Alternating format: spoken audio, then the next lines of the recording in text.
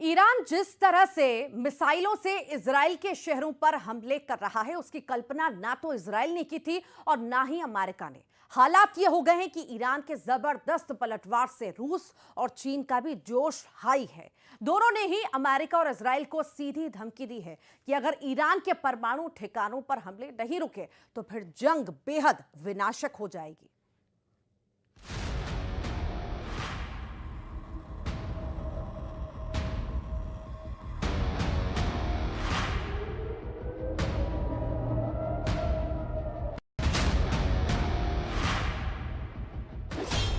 एक 170 घंटे बाद इजराइल पर ईरान का सबसे बड़ा मिसाइल हमला। इस वक्त पूरे इजराइल में गाजा जैसी तस्वीरें दिखाई देने लगी हैं।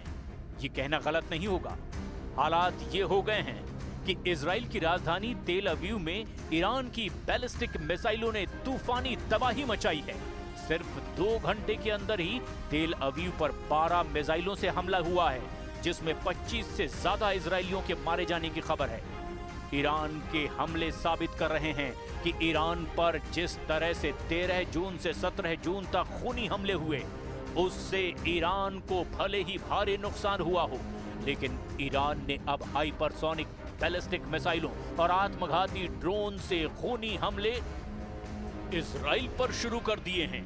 इस वक्त की सबसे हैरान करने वाली खबर यह है कि अमेरिका और इजराइल मिलकर 180 जेट से ईरान पर हमला करने जा रहे हैं, जबकि अमेरिका और इजराइल के लिए सबसे बड़ी चुनौती ईरान का फोर्डो परमाणु ठिकाना साबित हो रहा है, जो जमीन में इतनी गहराई में है कि इससे 30,000 पाउंड का बंकर बस्टर बम भी आसानी से तबाह नहीं कर पाएगा। इधर ईरान के समर्थन में रूस और चीन खुलकर सामने आने लगे हैं। पुतिन ने दो टूक कह दिया है कि इजराइल के हमलों से ईरान के भूमिगत परमाणु अड्डों को नुकसान नहीं हुआ है। वहीं ट्रंप ने ऐलान कर दिया है कि जब तक खामनेई को मारा नहीं जाएगा, तब तक ईरान हमले करता रहेगा। खामनेई का खुला चैलेंज, फोड़ कर दिखाओ फोर्डो परमाणु अड्डा। इजरायली हमले बेशक ईरान के लिए काल साबित हो रहे हों, लेकिन ऐसा बिल्कुल भी नहीं लगता कि ईरान के 20 टॉप कमांडर, 4 परमाणु वैज्ञानिकों के मारे जाने के बाद भी ईरान के तेवर ढीले पड़े हों। पिछले 8 घंटे में इजराइल ने ईरान में अराक हैवी वाटर रिएक्टर पर हमला कर दिया है। कुछ घंटे पहले ही इजरायली सेना यानी आईडीएफ ने अराक में होंडब शहर के लोगों को इलाका खाली करने की चेतावनी दी। अराक में हैवी वाटर रिएक्टर है, जो कि फैसिलिटी ईरान के न्यूक्लियर प्रोग्राम का एक अहम हिस्सा है। इसके साथ ही साथ अराक में बड़े पैमाने पर हथियारों का उत्पादन होता है, जिसे इजराइल ने 40 जेट के हमले से तबाह करने की कोशिश की है। अभी तक ईरान के नातांज परमाणु ठिकानों को तबाह करने का दावा किया गया, लेकिन इधर अचानक ईरान के समर्थन में रूस और चीन ने बयान देना शुरू कर दिया है। रूस के राष्ट्रपति पुतिन ने डंके की चोट पर कहा कि ईरान के जिन परमाणु ठिकानों पर इजराइल के जेट और मिसाइलों से हमले किए गए, उससे ईरान के भूमिगत परमाणु ठिकानों को नुकसान नहीं हुआ है। यानी रूसी राष्ट्रपति पुतिन ने अपने बयान से पूरी दुनिया को बता दिया कि ईरान के भूमिगत परमाणु ठिकाने पूरी तरह से सुरक्षित हैं और इजराइल के हमले नाकाम साबित हुए हैं। और यही वजह है कि राष्ट्रपति ट्रंप ईरान पर हमला करने से पहले 100 बार सोच रहे हैं।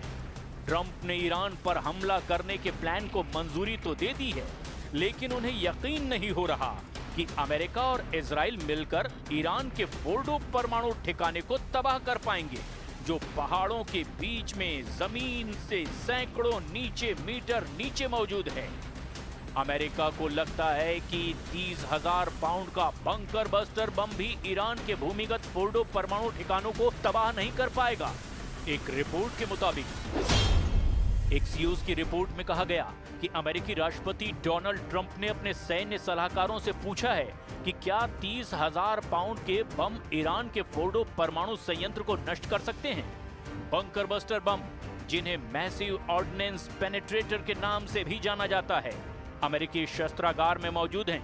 लेकिन इजराइल के पास बमों को तैनात करने के लिए आवश्यक हथियार या बम वर्षक नहीं है। फोर्डो को इतनी गहराई पर जमीन के अंदर दफनाया गया है कि माना जाता है कि ये इजरायली हवाई हथियारों की पहुंच से बाहर हैं। पेंटागन के अधिकारियों ने ट्रंप को बताया, उनका मानना है कि बम फोर्डो के खिलाफ काम कर सकते हैं। हालांकि ये अभी तक स्पष्ट नहीं है कि ट्रंप इस बात को लेकर आश्वस्त हैं भी या नहीं।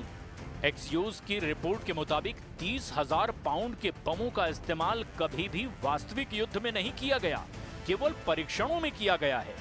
इजरायलियों ने अमेरिकी अधिकारियों से कहा कि भले ही वे बमों से फोर्डो को नष्ट नहीं कर सकते, लेकिन इससे वो ईरान को मिट्टी में मिला सकते हैं।